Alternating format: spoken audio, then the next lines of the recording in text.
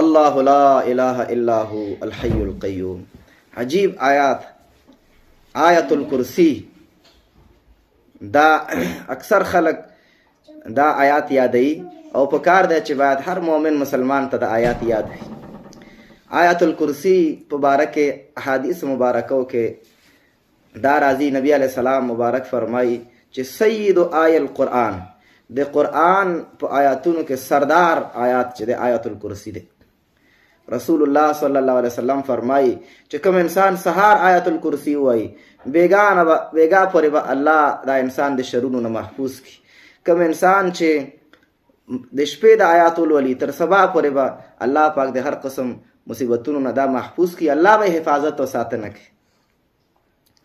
او یو حدیث کې راځي، نبی علیہ السلام فرمایي کوم انسان چې د آیات یعنی د آیت الکرسی د هر فرض مانځنه وروسته لولي، د انسان او د جنت په مابین کې نور یو شی هم نشته.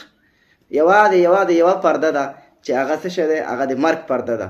معنا دا ده چې دا انسان به د مړ کېدلو سره سره به بس دی جنت ته ځي، بس مرګ دی او جنت ته تلل دي. دومره عجیب آیات آیت الکرسی. اوس دغه آیات چې دومره فضیلتونه راغلي دي، په دې کې کومه فلسفه ذکر ده؟ د انسان ذهن ته دا خبره راځي چې نو دا آیات چې دومره لوی فضیلت والا شرافت والا ده، د قرآن کریم د آیاتونو سردار آیات ده، او دارنګې الله د دې په وجه باندې انسان د شرونو نه محفوظ کوي، او دا هغه آیات ده چې انسان د جنت ته د داخلو د وړ ګرځوي. دې کې کوم مضمون ذکر ده؟ 5 مضامینه الله په دې آیات کې ذکر کړي. یو زه درته وایم، تاسو ورته متوجه شئ. اوله خبره الله دا کوي چې الله لا اله الا هو الحي القيوم. د جمله کې الله پاک د الله د توحید مسله ذکر کوي. نو اسه خدا ټول آیات د الله په توحید باندې مشتمل ده.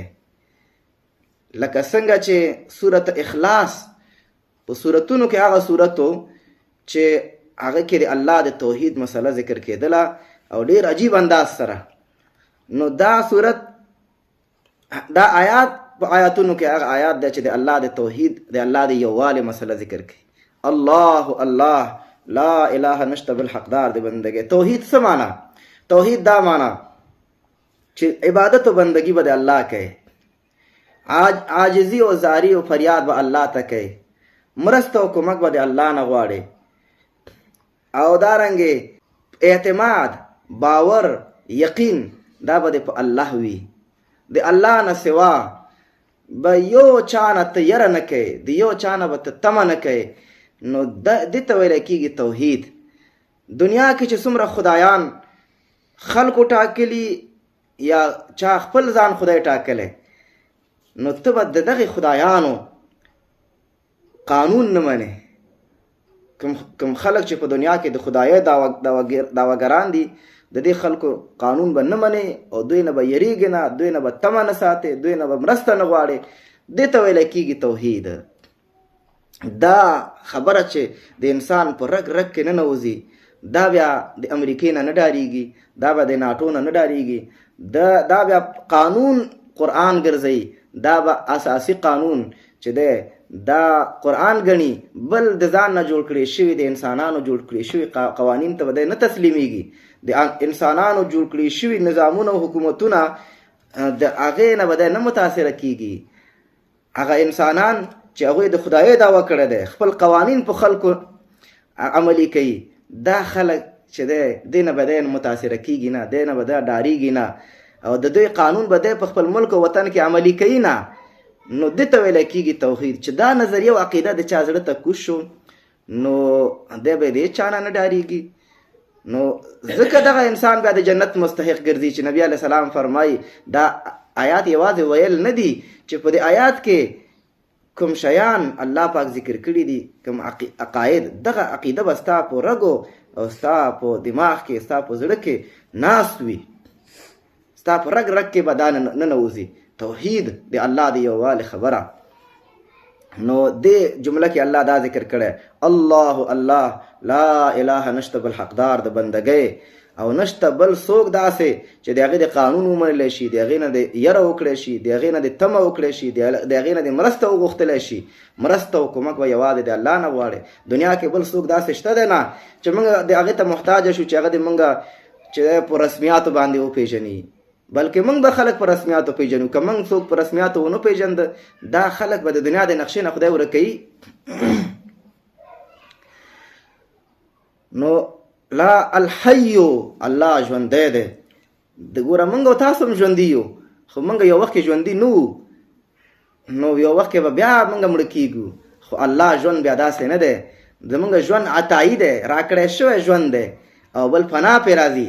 د الله ژوند جاویدا، همیشه د ازل نه تر ابده پورې د الله په ژوند باندې فنا نه راځي. د الله ژوند د چا ورکړی شوی ژوند نه دی. موږ ژوندي یو، خو په دې ژوند کې موږ باندې تکلیفونه، مصیبتونه او دارنګې خوب را باندې راځي، لکه وروسته راشي.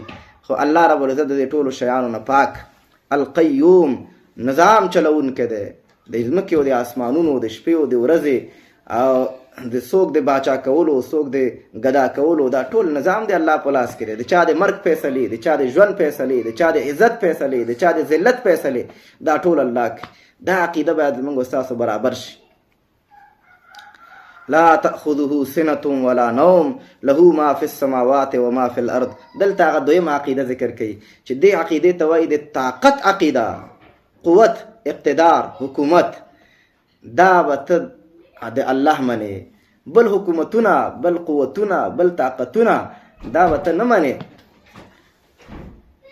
کوم چې په دنیا کې طاقتونه دي، کوم ملکونه سره یو شوي وي، کوم فوجونه سره یو شوي وي، کوم تړونونه خلکو کړي دي، د ناټو تړون، د وارسا تړون، دا څومره تړونونه دي چې دوی د اسلام په خلاف، کوم ملتونه جمع شوي دي، ملل متحد شو، بین الملل چې ورته وایي، ملګري ملتونه، دا چې جمع شوي دي د اسلام په خلاف باندې، دغه قوتونو نه به ته ډارېږې نه. ته به دا وایې چې دا قوتونه اسې هوایي دي. در جینوا چیز غیر از مکر و فن. اقبال ویلیو چې په جینوا کې چې د ملل متحد مرکز دی، هلته د مکر او د فن نه بل شی نشته. هلته غله راجمع شوي دي، ډاکوان راجمع شوي دي، بې تهذیب او بد اخلاقه خلک راجمع شوي دي، او ځان ته بشر دوستان وایي. نو ته به وایې چې لا تأخذه سنة ولا نوم، الله باندې نه خوب راځي، نه پرکالي راځي. او له ما فی السماوات و ما فی الارض، د اسمان او د ځمکې اختیارات او ملک او باچهي د الله په لاس کې دی. چې باچهي د چاوي، قانون به هم د هغې ته نافظوي، قانون به د هغې پلي کوي، عملي کوي. که د هغې قانون نه عملي کوي، نو ته پوه شه چې د الله نه سوا د بل چا د باچهۍ قایل یې. ته وایې چې الله د ځمکې او د اسمانونو باچا نه دی، بلکې د ځمکې د اسمانونو باچا هغه امریکا دی، هغه ناټو دی، هغه یورپ یونین چې ورته وایي، اروپایي اتحادیه، دا د دنیا باچایان دي، دا اقتدار والا دي، دا زمونږ خدایان دي. نعوذ بالله. لا تأخذه سنة ولا نوم له ما في السماوات وما في الارض. د الله په اختیار کې هغه څه دي چې په اسمانونو کې دي او هغه څه چې په ځمکه کې دي. من ذا الذي يشفع عنده الا باذنه. دلته د الله رب العزت یو بل عقیده ذکر کوي، هغه د شفاعت عقیده دی. ته وایي څه معنا؟ په دنیا کې ډېر خلک ګناهونه کوي، بدعملي کوي، او دوی څه وایي؟ شکر دی چې زه د محمد رسول الله صلی الله علیه وسلم امتی یم. هغه به مې سفارش کوي که نه؟ شکر دی کلمه مې ویلی دی، او دا کلمه به مې هلته بیا سفارش کوي که نه؟ نو نیک اعمال نه کوي، بدعملي، خواهش پرستی، بېدیني، عیاشي، فحاشي، عریاني، نو دا کوي. او ډاډه په دې باندې دی چې زه یو څوک به مې په قیامت کې په کار راشي. الله فرمایي من ذا الذي يشفع عنده الا باذنه. څوک دی چې قیامت کې د الله د اجازې پرته څوک د چا سفارش وکړي، الله د چا په باره کې د جهنم فیصله وکړي؟ داسې زورور څوک شته چې هغه یو څوک د لاسه ونیسي چې دا زه نه پرېږدم جهنم ته؟ د الله نه سوا بل چاته دا اختیار نشته. که بل څوک هلته سفارش هم کوي، د الله په اذن او اجازه باندې به سفارش کوي، هغه هم د رسول الله صلی الله علیه وسلم د سفارش نه وروسته به کوي. او رسول الله صلی الله علیه وسلم هم د الله د اجازې محتاج دی چې الله به ورته د سفارش اجازه ورکوي، نو بیا به هلته سفارش کوي. نو رسول الله صلی الله علیه وسلم خو د ځینو خلکو په خلاف باندې بیا نبی علیه السلام شکایت کوي چې دا هغه خلکو چې الله ستا کتاب یې پرېښی و. سورة فرقان کې خو الله دا فرمایي، نبی علیه السلام یوازې سفارشونه نه کوي چې ته وایې چې نبی علیه السلام سفارش کوي خو زه ګناهونه کوم د نبی علیه السلام امتي یم. خبره خلاصه شوه. نبی علیه السلام د خپل امت هغه خلکو باره کې چې قرآن کریم یې پرېښی دی. سورة فرقان کې الله فرمایي وقال الرسول یا رب ان قوم اتخذوا هذا القرآن مهجورا. نبی علیه السلام به وایي چې دا دا قوم دا هغه خلکو چې د قرآن پرېښی و، قرآن کریم ته یې شا اړولو. من ذا الذي يشفع عنده الا باذنه. څوک دی هغه کس چې سفارش وکړي د الله په دربار کې الا باذنه مگر د الله په اجازه باندې به کوي. يعلم ما بين ايديهم وما خلفهم ولا يحيطون بشيء من علمه الا بما شاء. دې جمله کې الله پاک بل خبره ذکر کوي، دې ته ویل کېږي علم. الله رب العزت عالم په ما کان او په ما یکون باندې دی. الله ته دا ارس معلومات چې څه شوي دي او څه کېږي هغه ټول معلومات د الله په لاس کې دی. بل څوک داسې نشته چې هغه د لوی عالم وي، هغه د ډېر پوهه وي، هغه د الله په معلوماتو باندې احاطه وکړي. علم د الله، علم او قدرت دا ډېر لوی عقیده ده چې انسان باید ولري. او دا قرآن کریم کې الله پاک اکثرو ځایونو کې دواړه یو ځای ذکر کړي دي چې ګوره علم چې دی کلي علم دا الله په اختیار کې دی. چې څه کېدونکي دي او څه شوي دي دا ټول د الله په علم کې موجود دی. نو ته به د الله د علم کامل عقیده ساتي چې الله په ما عالم دی، چې زه په هر ځای کې یم الله په ما پوه دی. زه چې دا سترګې دا رپوم هم الله په ما پوه دی. زه چې په زړه کې کومه خبره زما تېرېږي په هغې هم الله پوه دی. علم عقیده چې د کله ولرلو نو انسان بیا ګناهونه نه کوي، انسان بیا د الله نافرماني نه کوي. انسان بیا دا وایي چې زما د زړه په خبرو چې الله پوهېږي، زه چې کوم حرکت کوم، زه چې کوم عمل کوم، کوم ګناهونه کوم په هغې خو الله هسې هم پوهېږي. نو بل عقیده دا ده چې انسان به د الله د علم عقیده لري. ولا يحيطون بشيء يعلم پوهیږي الله ما بین ایدیهم هغه چې د مخلوقاتو نه لا مخکې و، مخلوقات لا پیدا شوي نو د هغې نه مخکې چې څه شوي دي د هغې علم هم الله ته دی. وما خلفهم هغه چې وروستو راځي قیامت پورې چې څومره څه کېږي ټول الله ته معلومات دی. ولا يحيطون بشيء من علمه او دا خلک چې دی احاطه نشي کولی په هېڅ شي باندې من علمه د علم د الله نه الا بما شاء مگر که الله وغواړي. الله که وغواړي او چاته څه علم ورکي سبحانك لا علم لنا الا ما علمتنا انك انت العليم الحكيم. لکه په اوله سپاره کې چې ملائکو دا ویلي چې الله موږ ته هېڅ علم نشته مگر هغه چې تا موږ ته ښودلی. وسع كرسيه السماوات والارض ولا يؤوده حفظهما وهو العلي العظيم. دلته د الله پاک بل صفت ذکر کوي چې هغه څه دی، هغه حکومت دی. کرسي خلک څه ته وایي؟ وایي پلانکی چې دی د کرسۍ شوقي دی.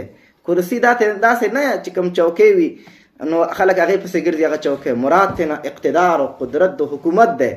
نو ته به دا عقیده لرې چې قدرت او حکومت د الله دی. نو چې کله دا عقیده دی پیدا که نو ته به چې د چا د حکومت عقیده لرې چې حکومت د چا دی نو د حکومت خبره به ته منې چې حکومت د الله دی، خبره به هم د هغه منمه، قانون به هم د هغه منمه. او چې د چا حکومت وي او ته بیا یره به هم د هغې نه کوي، تمه به هم د هغې نه کوي. نو حکومت د په ځمکه او په اسمانونو د الله چلیږي، بل چا حکومتونه نه دي. الله خلق باچهان کوي او بیرته ذلیله کوي، ګدایان کوي. ولا يؤوده حفظهما وسع فراخ د کرسیه هغه کرسی د الله معنا د الله علم او د الله قدرت او حکومت واکداری. السماوات والارض یعنی په اسمان او په ځمکه کې د الله حکومت چلیږي. ولا يؤوده حفظهما او نستړی کوي د الله لره ساتل د دې دواړو. وهو العلي دا الله اوچت دی، العظیم ډېر لوی دی.